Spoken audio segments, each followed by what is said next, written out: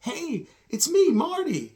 I'm so glad I came back to the future. My dad's a successful writer, and I got this cool car, and we got lots of money and stuff, and we're living out this bourgeois fantasy. Marty! We have to go Where? back to the future. Wait a minute, Doc. What happens to us in the future? What do we all become Swifties or something? No, you all turned out fine. Something's got to be done about mostly movies. Mostly movies, where we mostly discuss movies mostly. I'm your host, Dan Seery. This is my co-host, my uncle, Doc Brown, John Seery. 1.1 gigawatts. We're talking about the best films of 1985. We're here to break the internet again, folks. It couldn't be helped. So, Doc, let's do this. 88 miles per hour. You got Boom. it. You're going to see some serious stuff. Stuff. I love the TV version of Back to the Future. Geez Louise, Doc, you disintegrated Einstein. Calm down, Marty, I didn't disintegrate anything. Back in the days, kiddies, you would not know this because you all grew up on Tubi, where you have all these movies unedited. Tubi is the best. It's the people streaming service, Tubi. Or not to be. But back in the day when movies used to air on TV, there'd be the TV version where they would edit out all those naughty words and replace them with other things. Like Dustin Hoffman said, I did an endive salad that knocked the critics on their ears. It's not the same. And you could even say that word on TV at the time. It wasn't like it was a really bad word. But if you ever find a chance to find the TV version of Scarface, RoboCop, The Big Lebowski is a famous one. Also 29th Street, which is a great underrated movie. The TV version is pretty funny. But we're not here to talk about 29th Street. We're here to talk about 85. I'll keep this on as long as I can because I'm already getting really hot in it. How you doing with the wig? Doing good. Okay, Doc, if it becomes too much, you can go to that rejuvenation clinic and have it removed. So what we're going to talk about first is the movies of that year. There was a lot of great movies in 1985. John, we were there for some of them. Some of them we saw in the theater. We're that old. But most of them we didn't. Most of them we saw on video. So we're going to just discuss them. There's a few that I didn't finish. These are called NFIs. There's a designation for movies that I have as a critic. You know, there's 2 stars, 3 stars, 4 stars. There's a category I have called NFI, not feeling it. And this applies to movies that I'm watching about halfway through, and then I stop because I'm just like, not feeling it. This applies to Flesh and Blood, Trouble in the Mind, My Life as a Dog. That's a Swedish film. The Falcon and the Snowman, which I know got a lot of critics going, but I found it kind of boring. I found something better to do. I hate to say this, but The Last Dragon, rewatching it again, I wasn't feeling it. I wasn't into it. Weird Science is pretty terrible. John Hughes' worst movie by a long shot, so I didn't like that. But it's weird and it's science. I know. She blinded me with science, but that movie is pretty bad.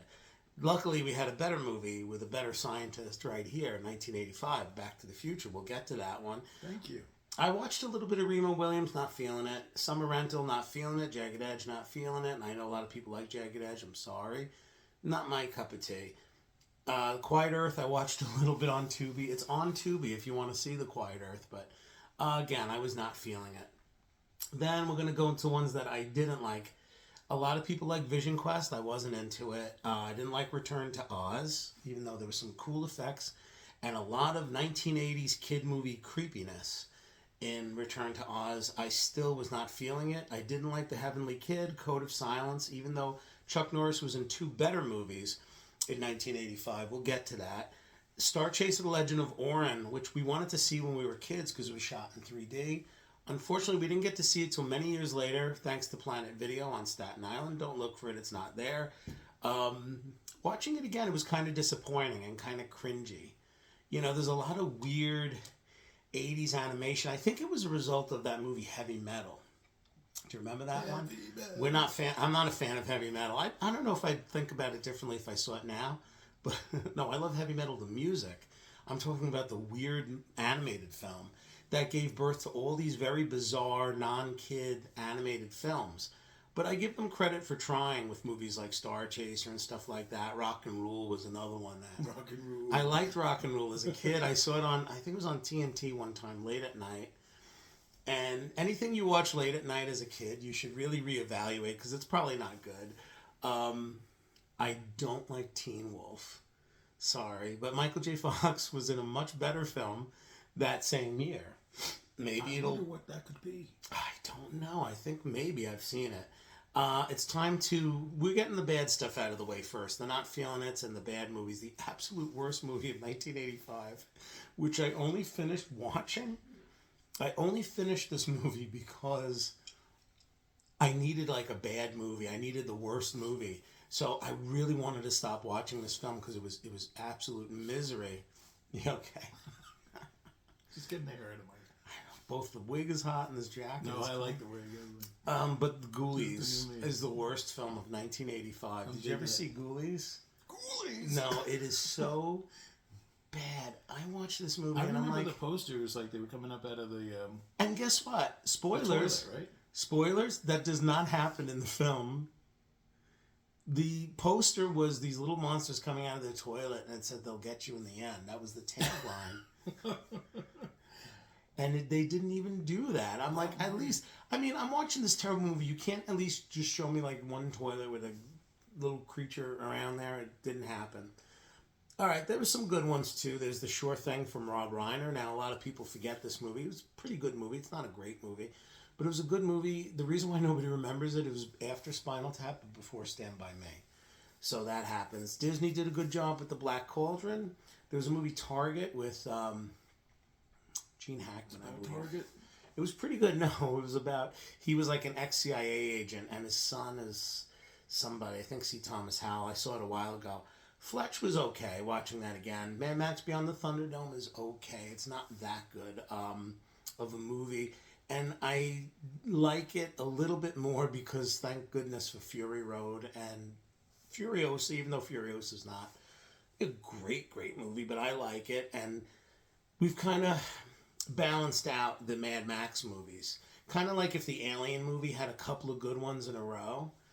But when Mad Max used to be the last, Thunderdome used to be the last one, it really stung a lot more. Real Genius was okay with Val Kilmer.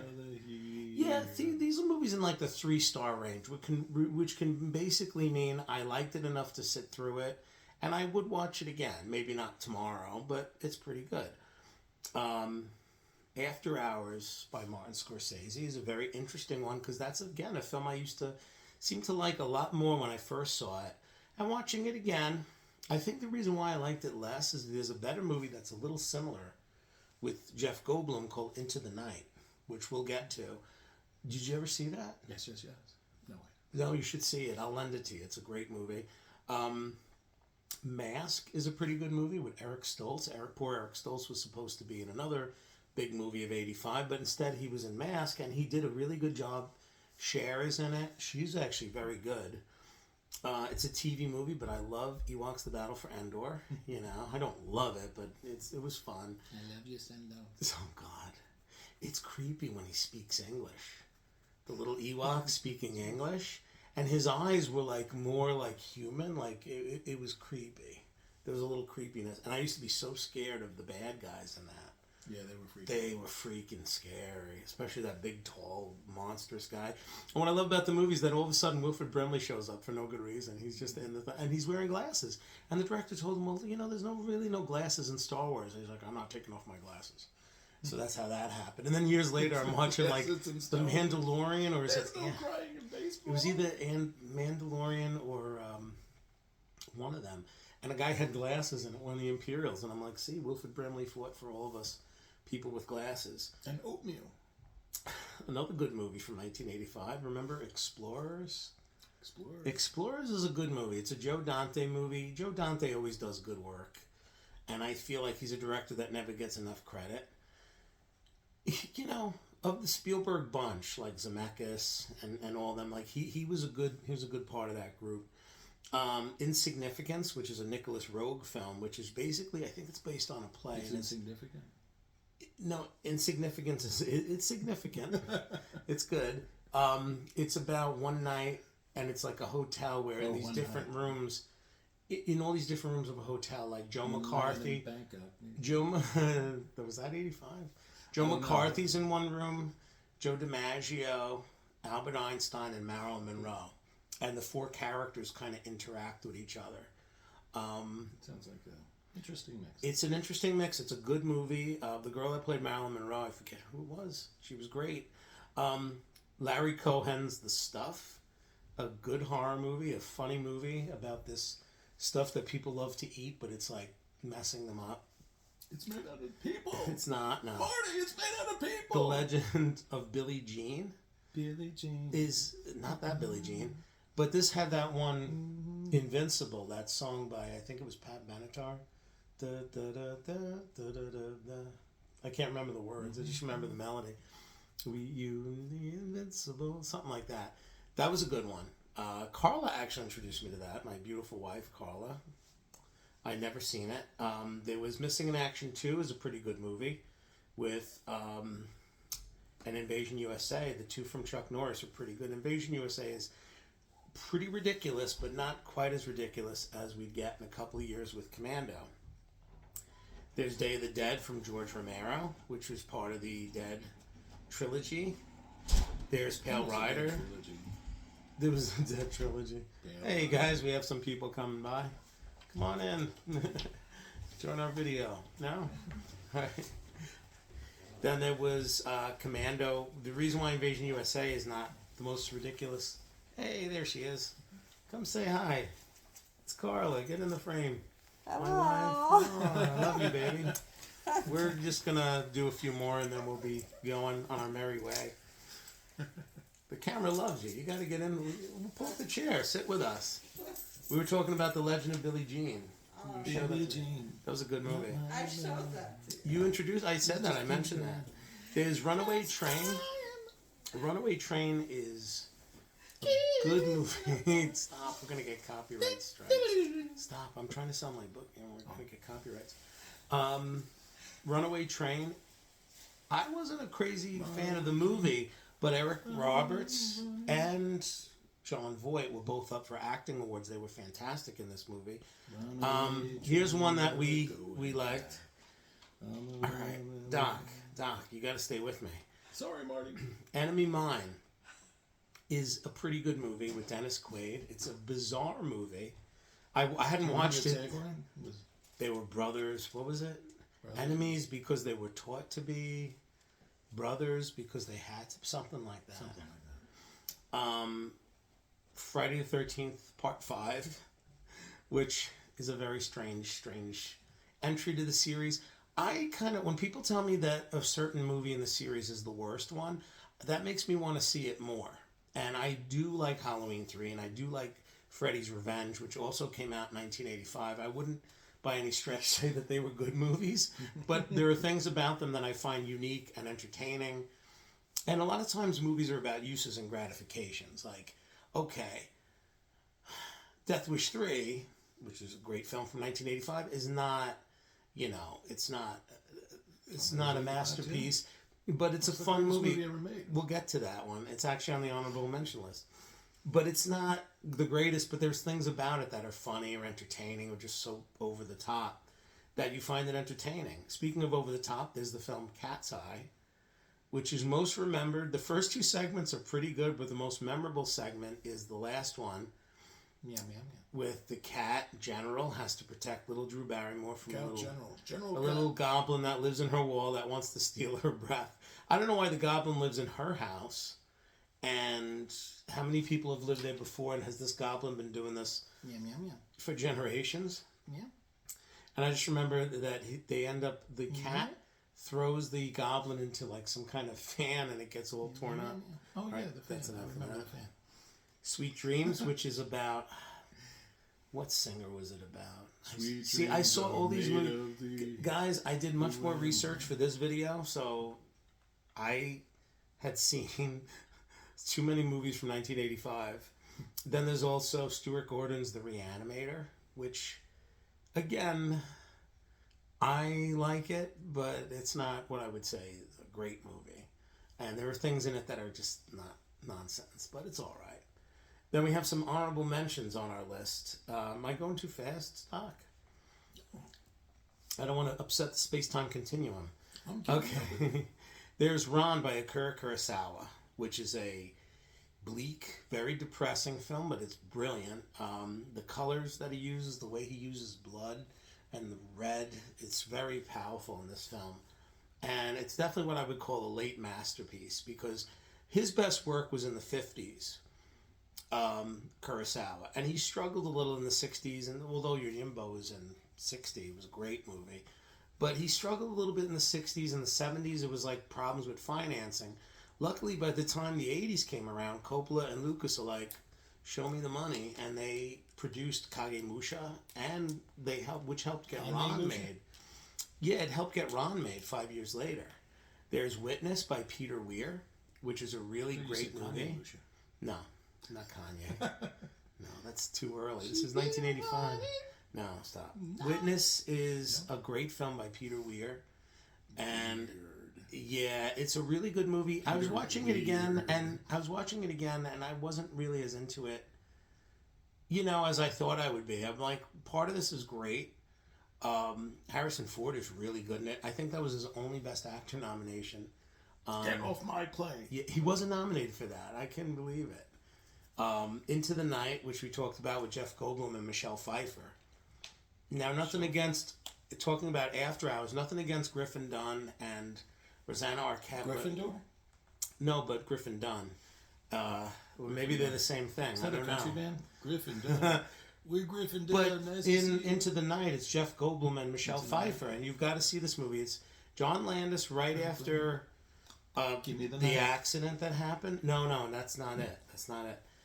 Right after the accident that happened on The Twilight Zone, he made this movie very quickly in 1985. Well, he made Trading Places first. Like, he just jumped right back into work before things got out of control. It was a terrible, sad thing that happened to him, and his career went on a different trajectory.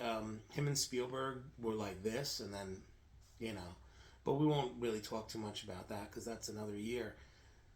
Come and See is a Russian World War II movie. This movie is, did you ever see it, John? Watch it. It's available. I'm not going to say where, but I watched it, and it's not an easy movie to watch. It's about, the Russians and fighting back the Germans in these little farm towns, and it's not an easy movie to watch. It's very depressing, but we're going to move on to something that's not depressing at all. This is Death Wish 3. Your thoughts on this movie? Death Wish 3, one of the best movies ever made. Brad from Superman 3, right? Gavin O'Hurley, he plays Fraker, who's the leader of the gang, and the ending is great. You just recently listened to. I was just thinking of the line. They killed the Giggler, man. Yeah, that was great. And then basically what Chuck Norris does at one point in this, not Chuck Norris. Oops, sorry, Bronson. What Charlie Bronson does at one point in this movie. Not a big spoiler. I don't want to give too much away, but there's a guy in a room that has a gun on him. And he has a gun on the other guy, and he says, "You both can't take me." And Charles Bronson grabs a grenade launcher and blows a hole through the wall and kills this guy. But that would have killed everyone in the room. That would have probably taken out the whole building. There's no way that any of them would have survived in that scenario. But it's Death Wish 3. But Death Wish 3 is just a totally insane, totally crazy movie. The original Death Wish, this is what's so crazy. I never saw the second one because I heard the second one was really rough. But the original Death Wish was like a serious 70s movie, and then it was basically like John Wick before. Yeah, John Wick. And then you get into the third one. It's the canon film, guys. So of course everything is nuts. Everything is over the top, super violent. We have Ridley Scott's film. People are surprised that it's not on my top 10, and it almost made it. But I found a fantasy film that I liked more that's Legend, on the top 10. With that guy? Legend. The devil, man. Yeah, Legend with Tim Curry as the Darkness. He's not named the devil, per se.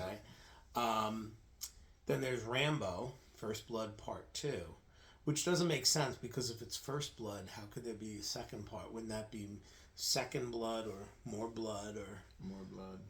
Let's just hang loose blood. I'm going to get the rebound on the meta side. And then there's Prizzi's Honor from John Wait, you go right from Rambo 2 to Prizzi's Honor? At least Rambo... Well, look, let's Let's talk about Rambo for a second. The first Rambo, First Blood, right? All right. It was more of a drama.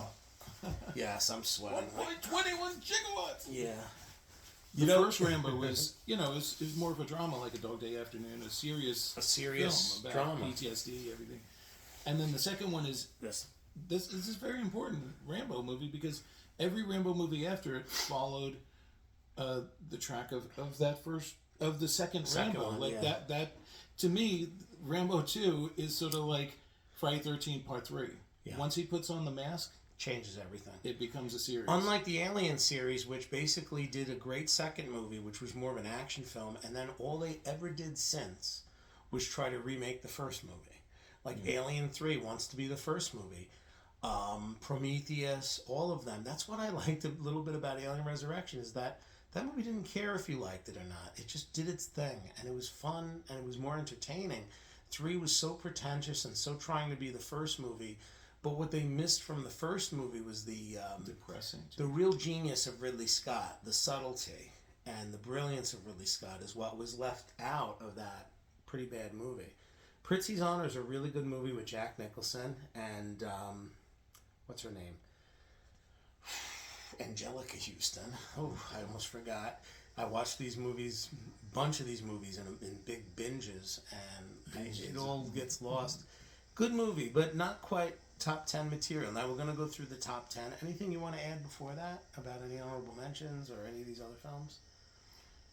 No, I once made a meme about First Blood Part 2 because I was saying the sequel to Passion of the Christ that Mel Gibson was working on, there's an old hymn called Nothing But the Blood of Jesus. So I said a possible working title for Passion of the Christ Part 2 is Nothing But the First Blood Part 2.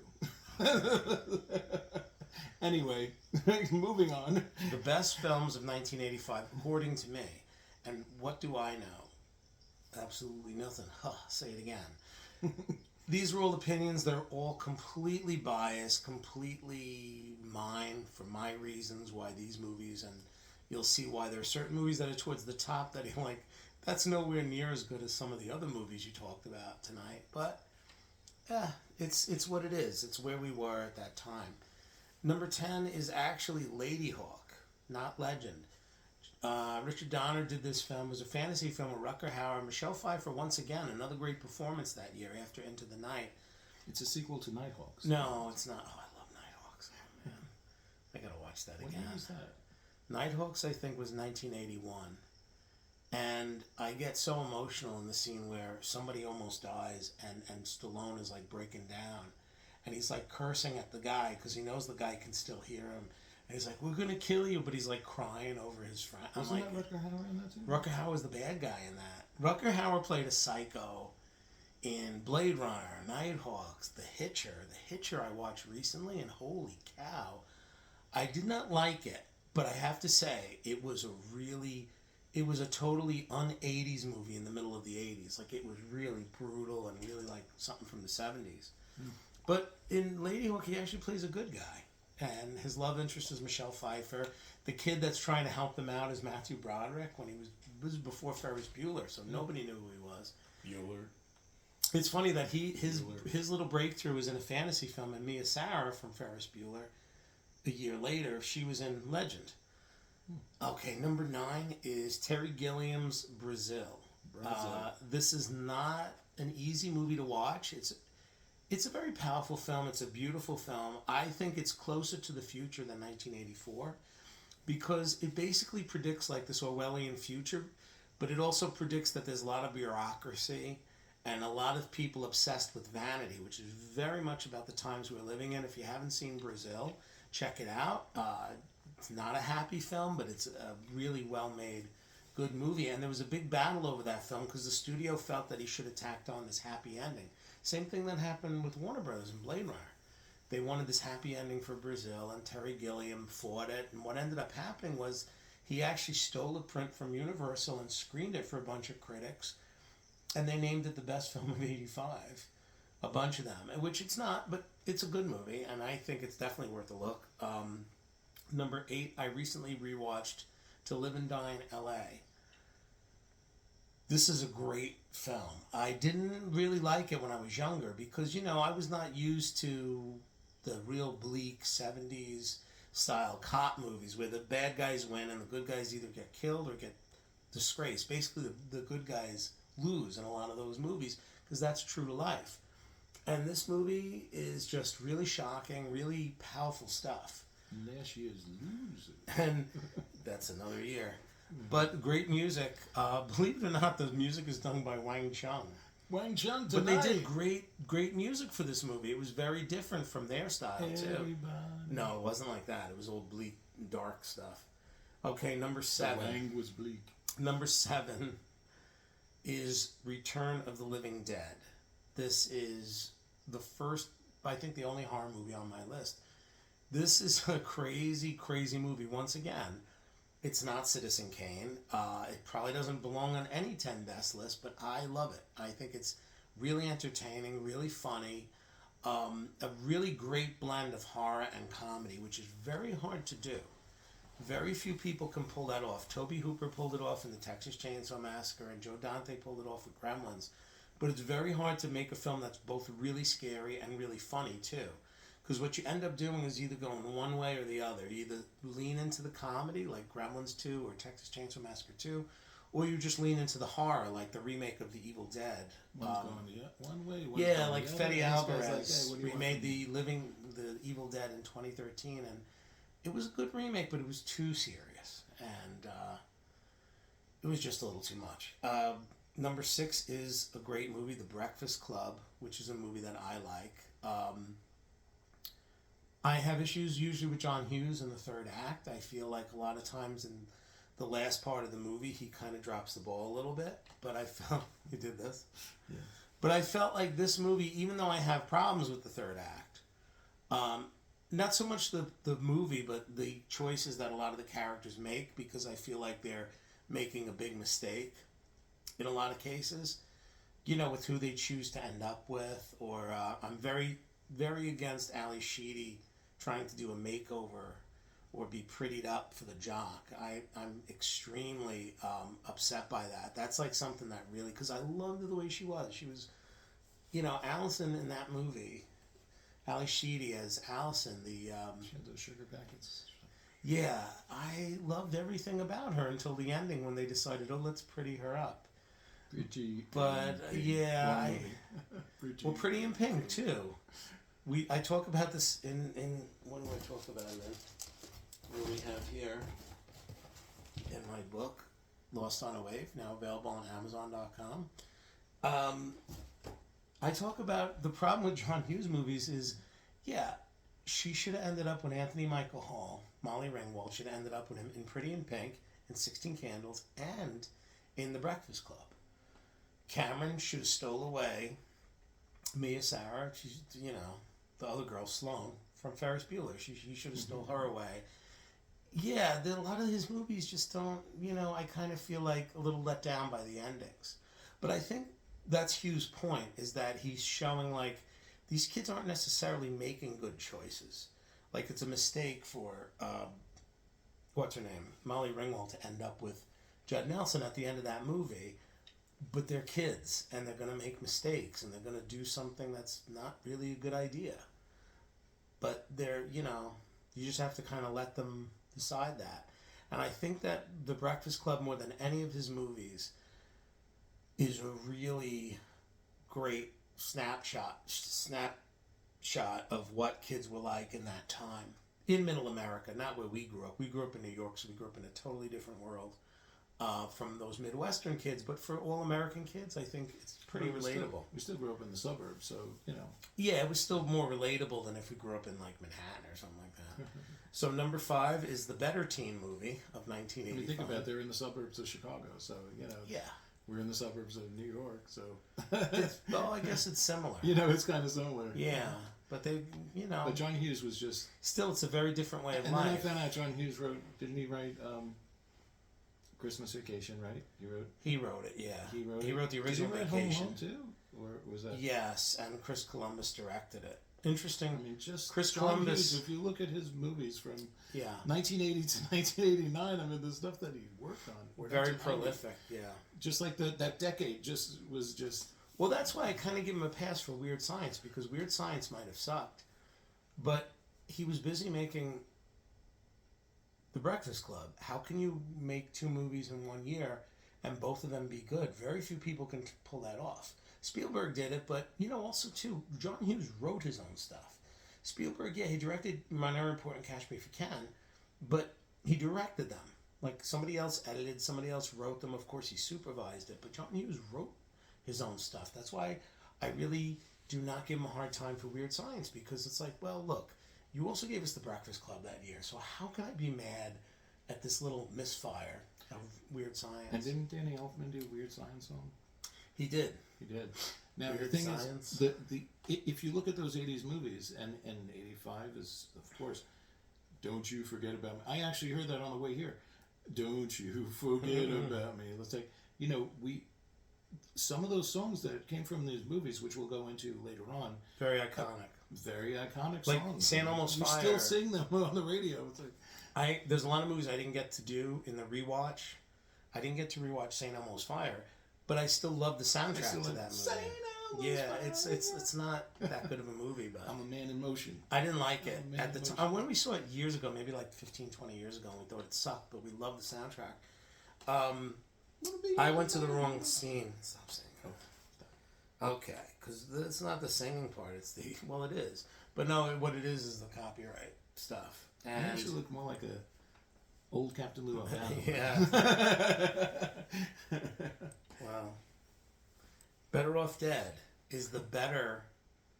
I like it more than The Breakfast Club. Okay, this is where we're gonna get into some trouble. $2. Yes, you know why? Because as much as I love The Breakfast Club, this movie is just much funnier. And it's this offbeat, weird humor that doesn't make any sense, but I really liked it. I really like what Savage Steve did with that. He also directed... And it's a movie that, like, there's certain movies, especially on, I think, your list, that these movies could only be made in the 80s. Like, you can't see them in another decade. No. That was the thing about the 80s. That's why they can't remake them. That's why they've been talking about a Gremlins 2, Gremlins 3, and a Goonies 2 forever, and you can't do it. Or a sequel or a remake of Big Trouble in Little China. Can't do it because the 80s movies can only exist in the 80s. They're not serious enough for the 70s. They're not ironic enough for the 90s. They were the perfect blend of sincerity and irony in one decade. And that's what made them work so well. Like, I just recently watched... Yeah.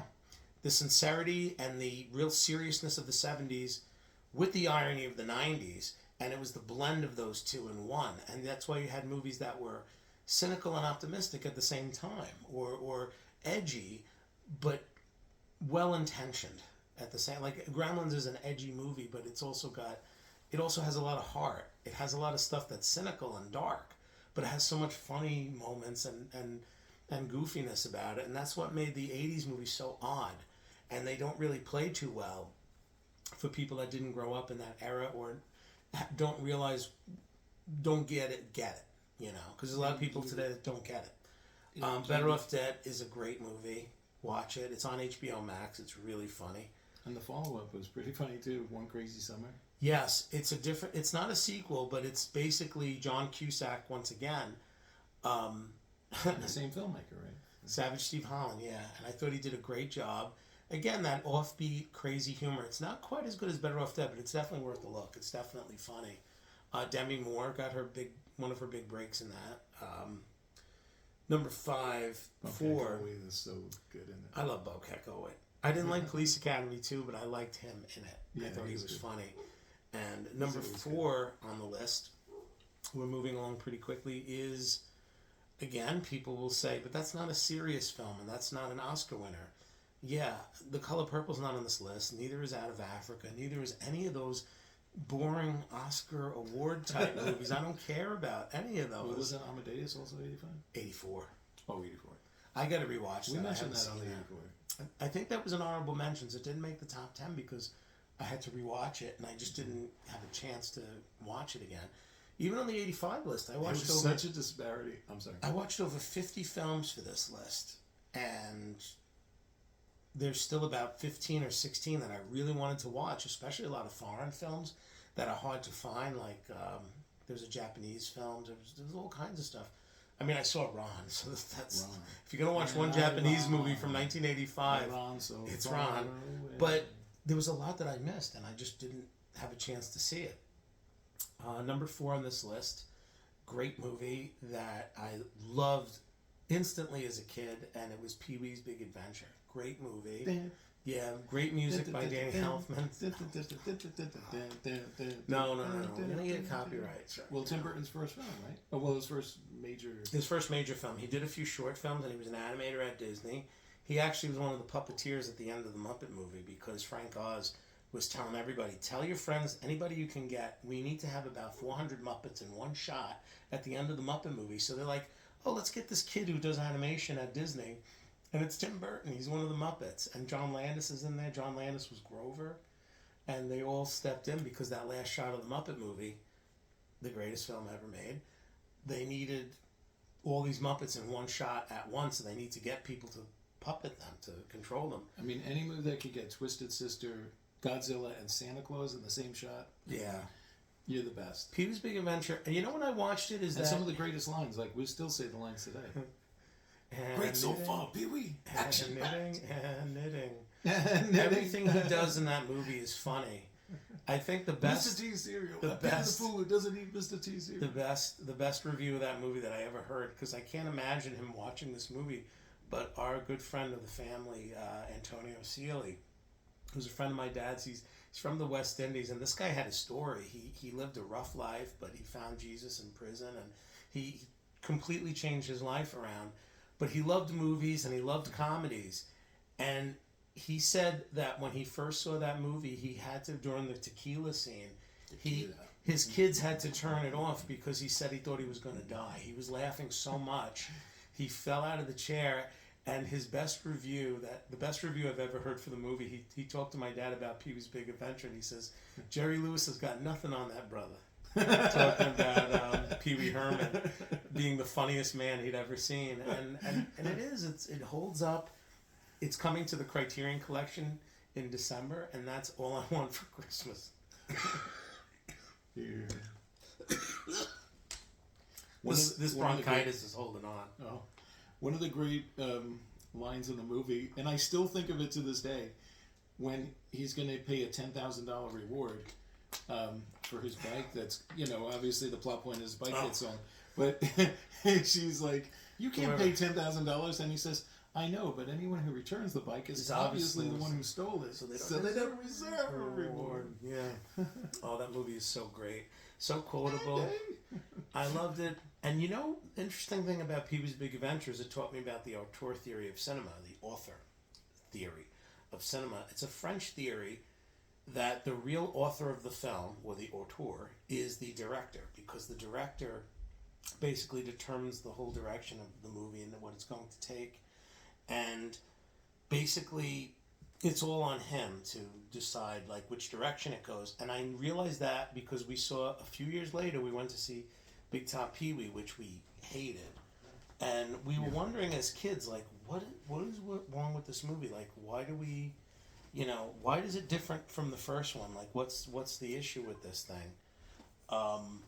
Why is it a different type of movie? And because we thought it's the same group, it's the same actor and everything, and we realized. I remember we were driving home from the theater, and you and me were quite disturbed by the movie. We were just sitting quietly, we'd been through something terrible, we survived something horrific. It was just weird. It was so bad. Awkward. Well, you know what it was? The first movie was weird, but it wasn't creepy. This movie was creepy. It was really creepy and really strange. And my dad brought it up, and he says, well, I think the first one had a different director. And we weren't quite sure what a director was, but we were a little savvy to that stuff because we knew that George Lucas directed Star Wars and Steven Spielberg directed E.T. So we said, okay, then that's what it must be. That this guy did the... Oh, yeah, Nat, I'll see you later. See you later. You have your keys? Yeah. Cool. But yeah, no, there's... actually, you wanted to talk about disappointing sequels with Paul Rubens. No. Actually, it's good that he stuck with... Well, it's good that he stuck with Dottie. Because if he would have stayed with the French girl, Simone, tell me about her big butt. Given birth to the penguin. Yes. They're the parents of the penguin. In the beginning of Batman Returns, Paul Rubens and the lady who, I forget the actress's name, but the lady who plays Simone in Pee-wee's Big Adventure, they're the parents of the penguin. Batman Returns is a movie that didn't really turn out, so I'm glad he stayed with Dottie at the end. Batman Returns joined Star Trek V, and David Lynch Dune, and a few other movies that are bad movies, and I'll admit they're bad movies. Yet I've seen them more than like movies that I love.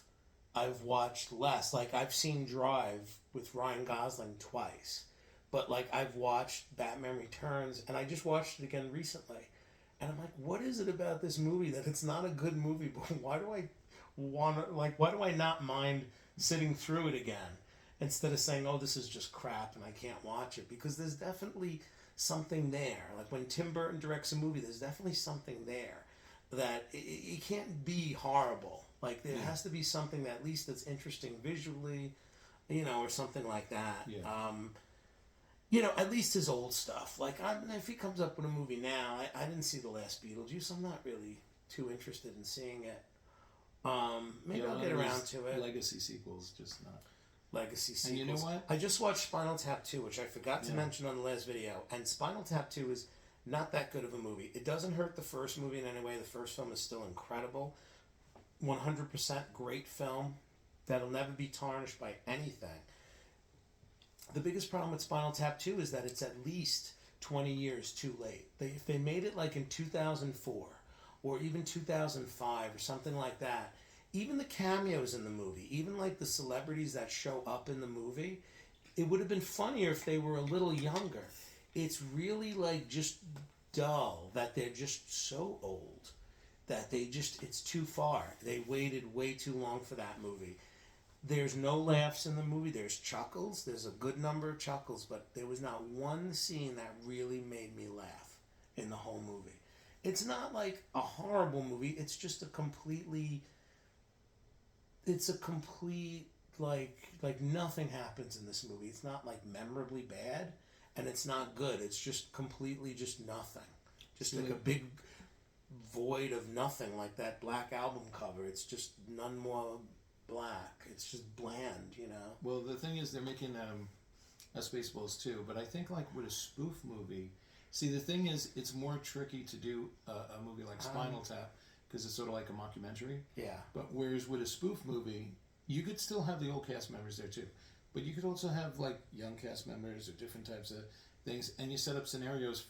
You're spoofing on other movies. Yeah, exactly. So whereas like with Spinal Tap, you're trying to come off as like, oh, this is real, but you're doing it as like a mockumentary. But even the cameos, like, and it's not spoiled by me because it's in the trailers. Elton John's in the movie and a few other rock stars. And again, if it was Elton John 20 years ago, if it was McCartney 20 years ago, it just would have been funnier. It would have been even funnier. It would have been edgier, but it's just gone on too long, and it just doesn't.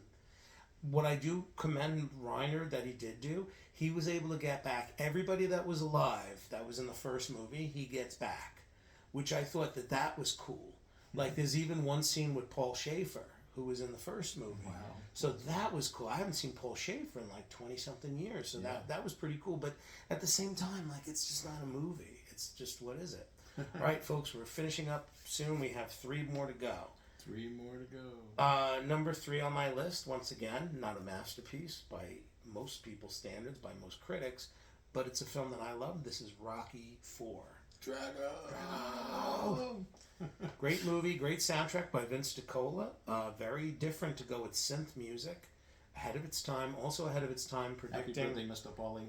Well, not anymore, because I saw the director's cut, Rocky versus Drago, Rocky IV.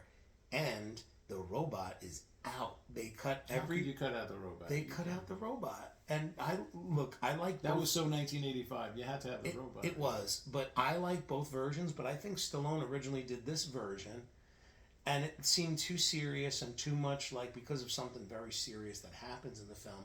He wanted to make it a little bit more funny, a little bit more jokey, which can work, but it didn't work that great. Happy birthday, Mr. But the robot thing was a little weird. I'll be completely honest with you. I'm not going to lie. Well, but it was very... a female voice. You set it up with a female. Yes, you wonder what happened. What was Paulie doing late at night in the garage that the robot suddenly had a woman's voice and was calling him Sport? And I was just very... Even as a kid, it's like in Fight Club when the little kid's in the theater and there's a little flash... And they thought they didn't see it, but they did. It's like kind of like that. Like there was in 80s movies, there was a lot of movies that just messed with us. But we were kids, and we didn't really realize how these movies were very, like, even in Return of the Jedi, like, this is the hut in the room that nobody wants to talk about. They bring, Carrie Fisher up to Jabba the Hutt, Princess Leia, and he says, bring her to me. And he's, like, getting all funny, and then the next scene, you don't know what happens in front of, like, 50 people, and then the next scene, she's, like, lying down in a gold bikini. And this is a Star Wars movie. This is why I laugh at these Star Wars fans that complain about The Last Jedi. I'm like, yeah, have you seen Return of the Jedi? Yeah, did you? Because it was pretty... There was some real shit in there that was like, that was like really disturbing and weird. And I remember even as a young kid watching it saying, what happened with her and Jabba? And it's one of those things that people are like, oh, nothing happened. It's nothing. But something weird, something really weird must have happened. No, don't worry about it. It didn't happen. It's okay. And it's like, but it happened. She just changed in front of everybody. Oh, good Lord. And she's in the gold bikini. That's why don't you people ever complain about The Last Jedi? You should thank your lucky stars you got a movie as good as The Last Jedi, okay? But by the way, Return of the Jedi, which is still consider the last of the Star Wars movies. But still a good movie. Just like I said with Rambo 2. But it's got some weird... That was the beginning of the Rambo franchise, because the first one I count as a separate movie. Yeah. Right, Friday the 13th 3, when he puts on the hockey mask, it becomes a franchise. And in the Star Wars movies, once Darth Vader puts on that mask, it becomes a Star Wars movie. When he takes off the mask, the Star Wars movies end. But let me tell you something about Return of the Jedi with the thing that I totally forgot I was going to say. But we got to do an 83 episode now. Yeah, now we got to talk about Return of the Jedi. Okay, finish up because we're going to get to 2 and 1. I forgot what I was going to say. So about Return of the Jedi? Yeah. If you remember at any point, just break right in. Return of the Jedi. Return of the Jedi. Jabba. I don't know. Now I'm thinking about the gold bikini again. Creepy. So creepy. And Jabba. And like, it's like everybody's there. Like, it's all, they're just there having drinks, and Jabba's just... And she's there, and it's like, oh, something this is really what I was weird say. happened. This is what I was going to say, and it's like the gold bikini. Oh, but who planned this? Like, who planned this? It's the worst plan that I ever saw. And look, by the way, the sail barge scene in Return of the Jedi is one of the best action set pieces ever. And yeah, the Sarlacc totally ate Boba Fett. He didn't get out of that. Oh, please. But anyway, no, so, I think he did. Anyway, he's like. But the thing is, just not the way it sets up that great action set piece. But the thing is, the stuff to get to it is like you send Lando there, in a disguise, hanging out, and it's a cool disguise. But then nobody recognizes him. You bring in Chewbacca as a prisoner, and then you have and you're just like, why can't Luke go in there and just choke Jabba? I mean, I don't know if you could choke a slug. That doesn't sound right. The Force but power it's like, it's like, you know what it comes down to? It's like, why don't you just go in there and just like hurl a lightsaber into Jabba's, Luke Skywalker tummy, is and then, finish it and just say, I'm going to choke all these guys here and that's it. I'm going to bring the whole ceiling down on them until they give me Han Solo. Why would he risk the lives of Leia, risk the life of even the droids were in danger, because you saw the droids that droid dungeon was for real, yo. Yeah. Stop.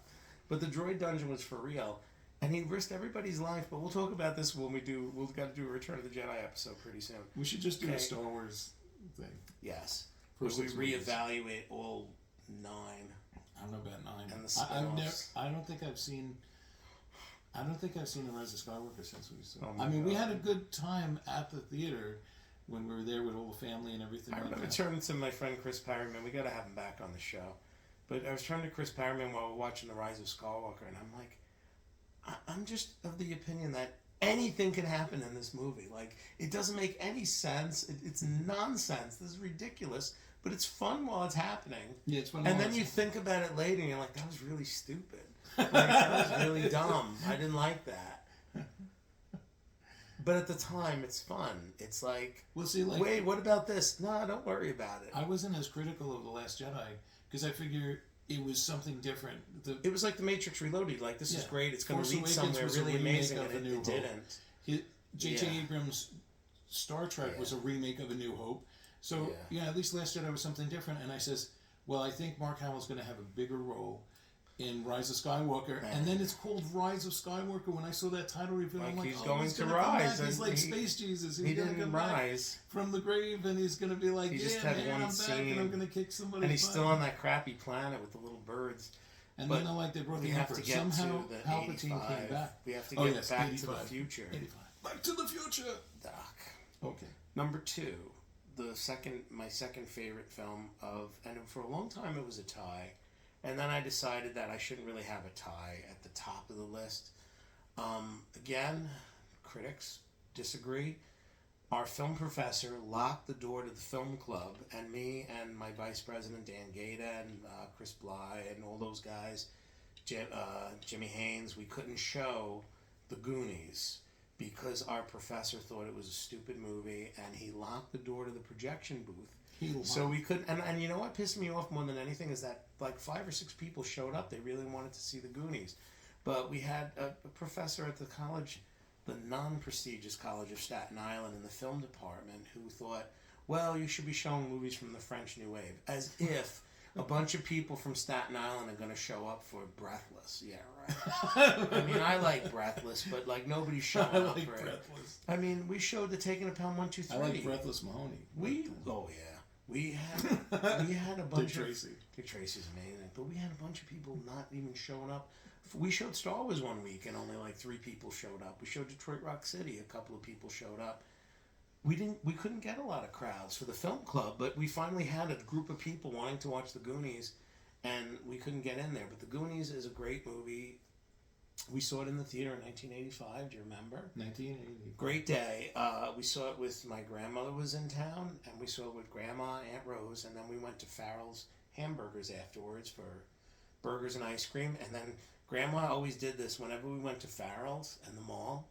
She would give us a little plastic bag with quarters, and we would go across the hallway to Time Out Arcade and play a bunch of video games. And she would hand me the quarters. She said, "Here you go, Daniel. Here's a little bag of quarters."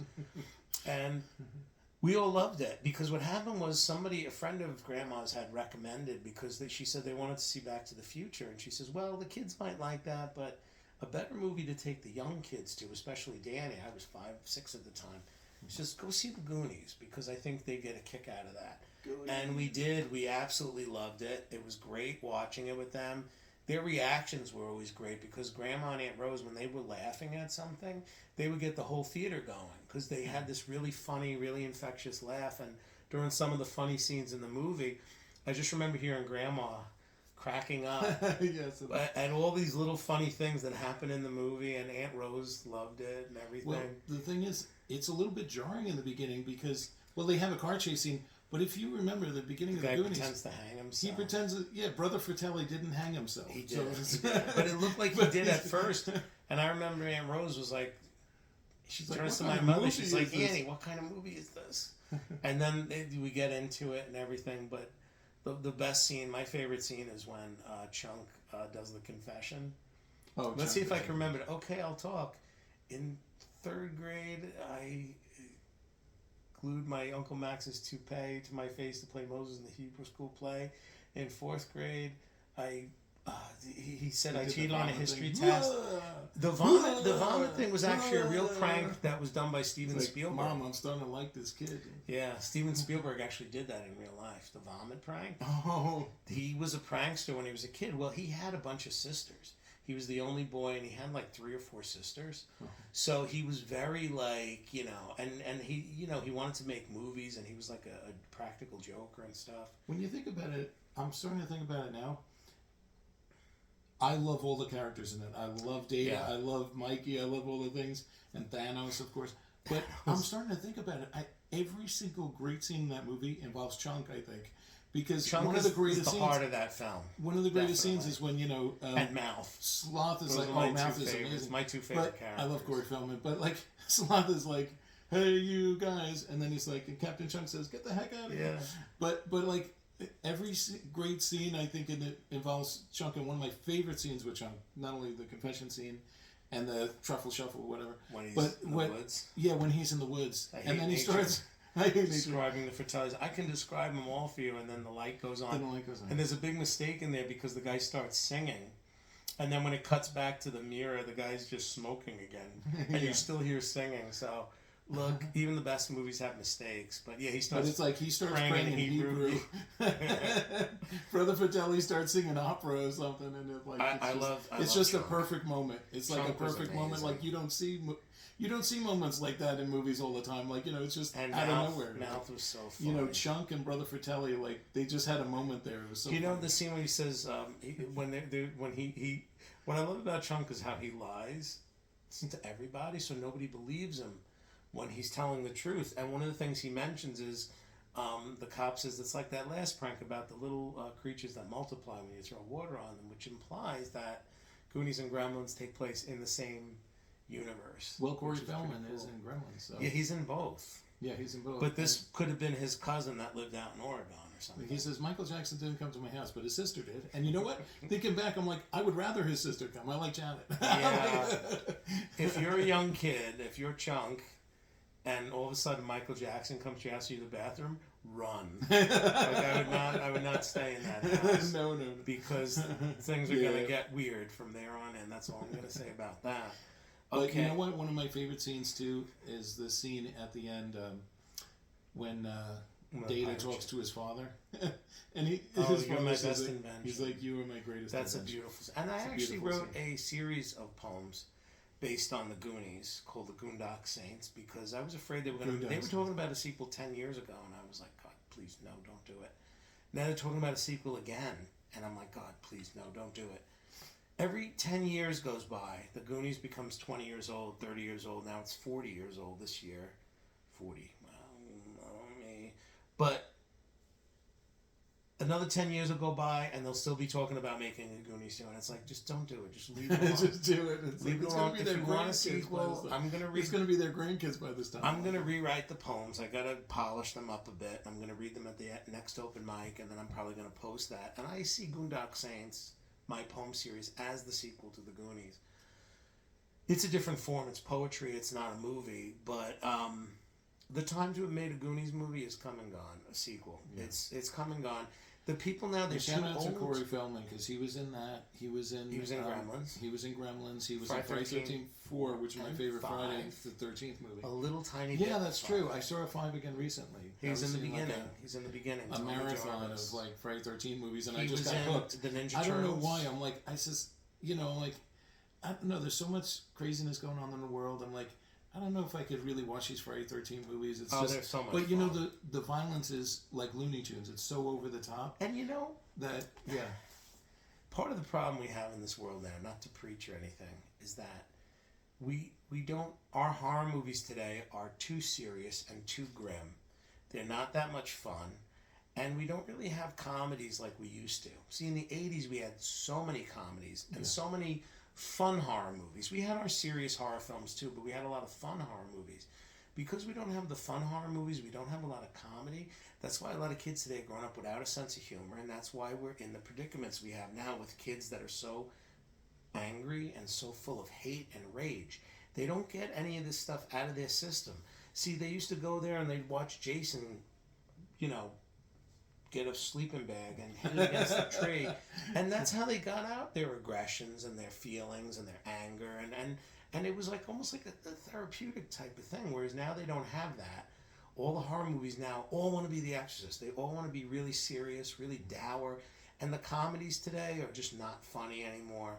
And I think kids don't have a sense of humor, and they don't have a sense of, well, the world is a dangerous place, so we'll go to these movies to release that tension by watch Jason scaring a bunch of people, and then it's over.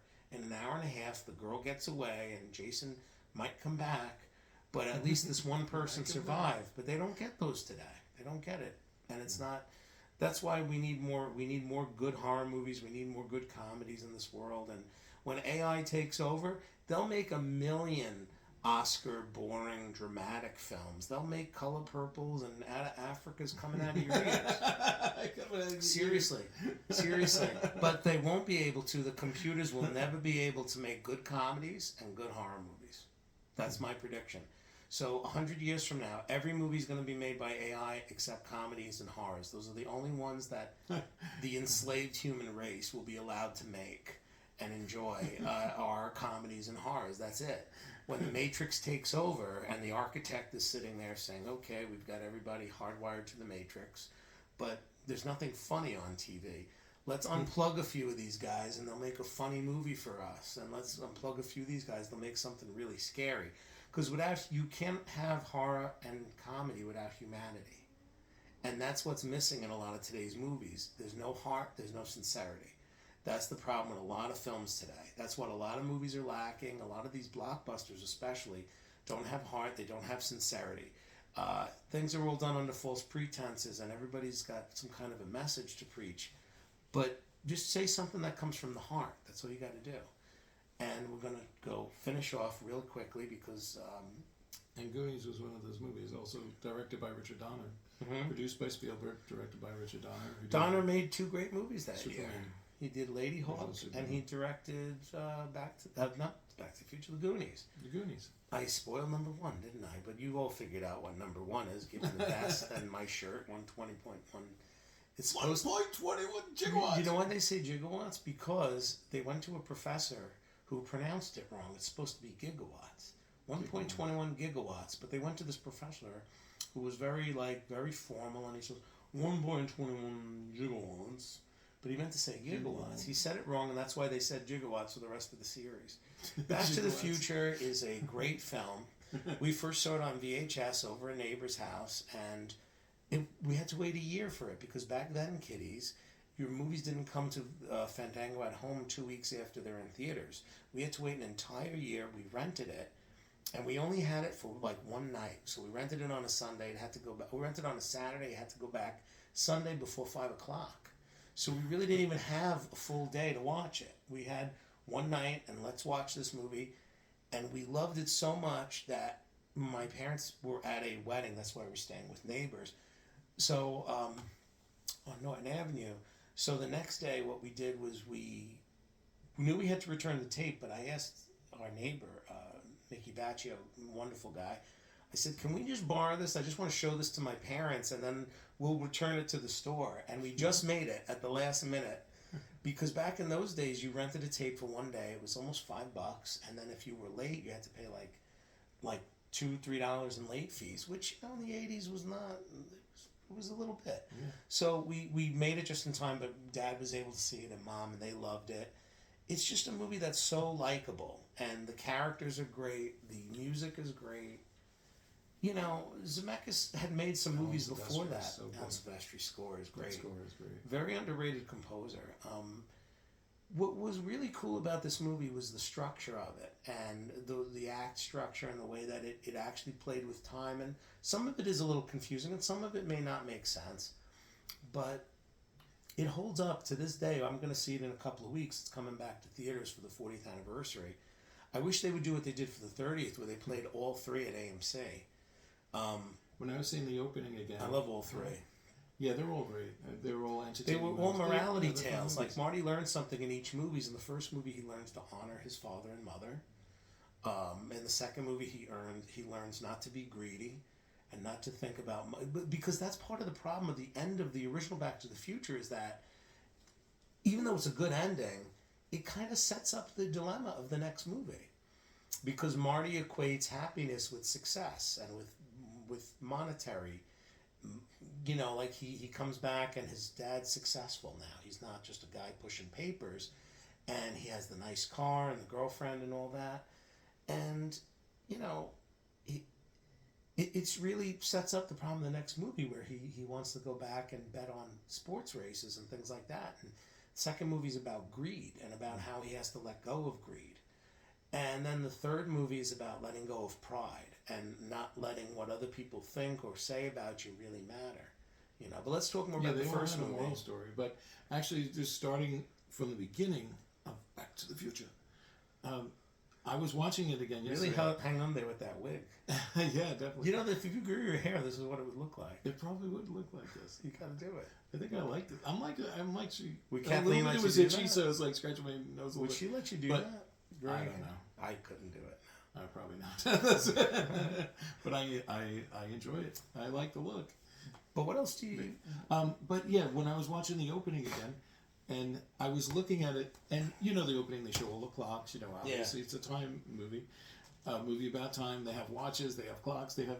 But I was thinking of the opening of Pee-wee's Big Adventure, and I says, man, Doc should really speak to Pee-wee Herman, because like his breakfast stuff is like, they're pouring out the coffee and there's no coffee pot. They're burning the toast. Yeah. They're slopping the dog food.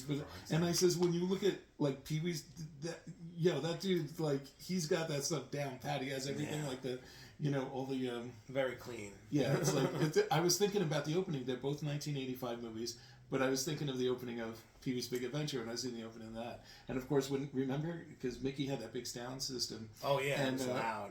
We were like, when he stood in front of that big amp, I'm like, oh my god, this is gonna be so loud. We were putting our heads over our ears. We're little kids watching it, because he had surround sound back in the day. Like this is like 80s surround sound. It was pretty cutting edge for the time, for 1986. So he had that amp thing. Yeah, it was great. Because that was when we used to be able to, like, people would hook up their stereos, their home stereo, to the TV. You could do it.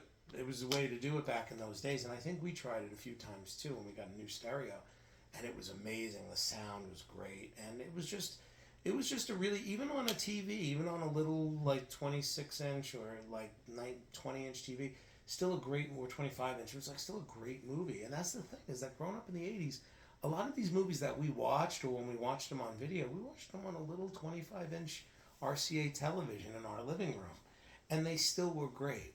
Because whether you watch it on IMAX or watch it on your phone, if a movie is great, it's great.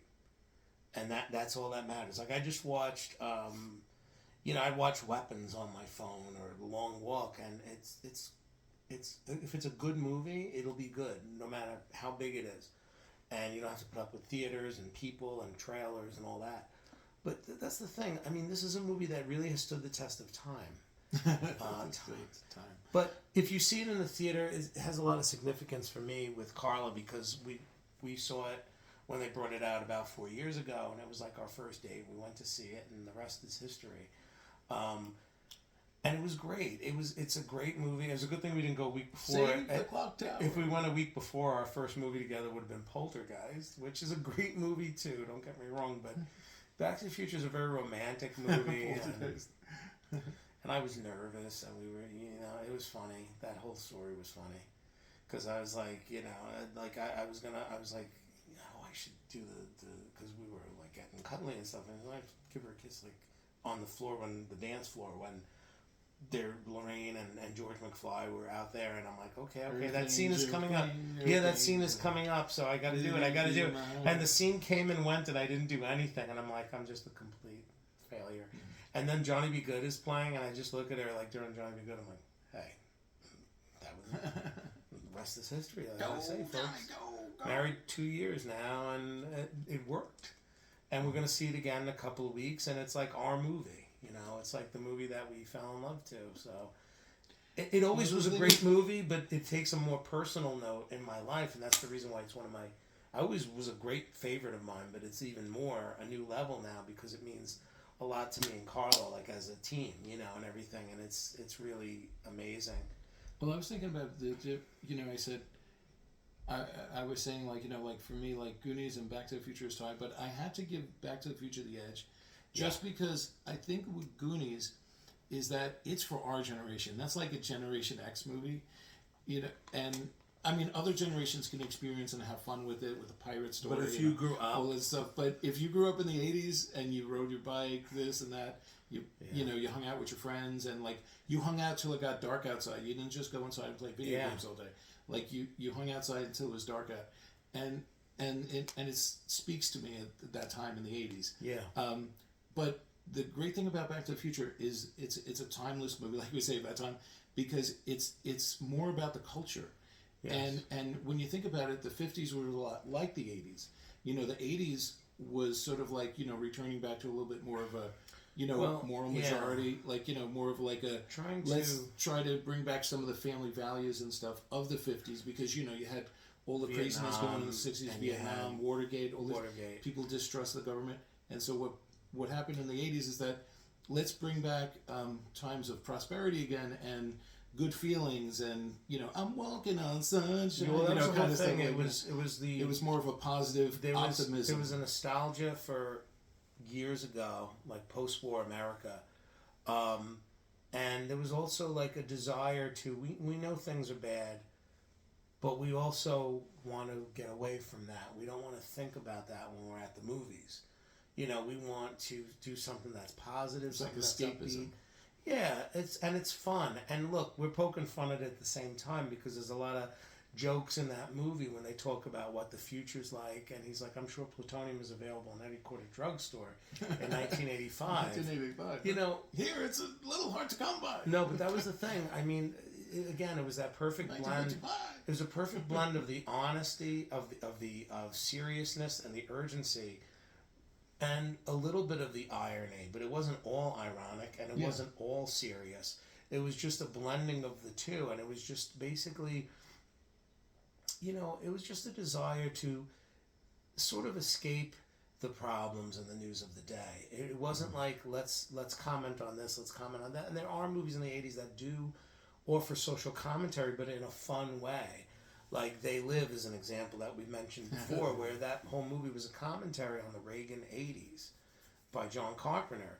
But John Carpenter didn't go on Twitter like they do today and just say a bunch of stuff and then a bunch of people say stuff back to him. He made a good movie. Entertaining. And that's what an artist is supposed to do. An artist is not supposed to be on Twitter arguing with other people that are just anonymous on Twitter like Stephen King does now, where he just argues with people on Twitter. I'm going to sound like an Oscar person. I'll be like, we're supposed to entertain, educate, and empower. Yeah, basically. And that's the thing. If you're an artist, you say what you want to say through your art. You don't go on Twitter. You don't go on social media. I mean, even what we do here, this is more like criticism, so it's different. But that's about it. But it really speaks about, to me, say it through your art. Don't say it on Facebook. Don't say it in the last few years, and then of course, one day we'll talk about the trilogy. But we're Back to the Future too, where they say the Cubbies won in 2015, and then they won a year later. They were so close. It was actually just a year away. So they predicted that. One of the things that I will say about to finish off with Back to the Future, and there's so many lines we could say. There's so many great things we could do, but it really spoke to me. My dad and I are exactly 30 years apart. So when he was a kid in the 50s, I was a kid in the 80s. And, like in 2015, I was the same age that he was in 1985. So so seeing those movies, again, like I said, it speaks to the culture. It speaks to the times that they were made. But it also speaks to, it travels across time. And people find something in there, and there's good morals to the story that people could take away with it. So and it's about a kid learning, thinking that his parents were just these weird, annoying people that he lived with. But when he sees them as young people, when they were young people with dreams and ambitions of their own, especially the boy with his father, sees that his father wanted to be a writer, and he knows that his father didn't become a writer. Well, what if they don't like it? What if, he didn't want to feel that rejection? But, that's probably something that his father never spoke about. That was probably something that his father just kind of buried. And it makes you really, he has an only respect for his parents. And that's the point of the movie, is to basically, he has a whole new respect for them. He helps them along a little bit, but it's all about, it's a generational story. It's a family story, but again, it's done with funny special effects and crazy stuff and Slacker and Libyans. Did that guy ever have hair? Libyans. The funny thing about the Libyans was I remember it aired late night on TV once. It was after 9/11, and they cut out all references to the Libyans. They were just edited out. How could you cut that part out? But we're gonna wrap up here, and Doc, it looks like we don't have enough road to get up to 88. Roads. Where we're going, we don't need roads. That way.